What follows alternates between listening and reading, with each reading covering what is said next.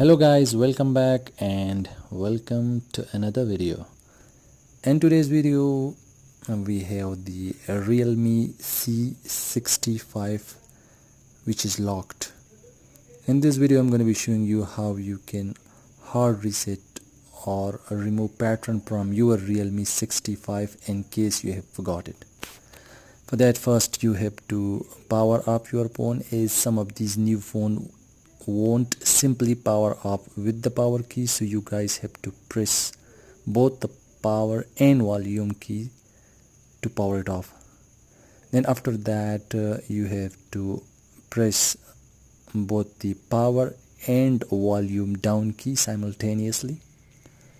Now when the Realme logo appears, release power key, but keep holding on to the volume down key until the recovery menu comes up. Now inside the recovery menu, select your language, then tap on format data and then enter the security code that is mentioned here. After that, again tap on format and this will erase all the data on your phone. Then after that, tap on OK and this will reboot your phone. After your phone restarts, it will take some time to load up, so you guys have to wait for it.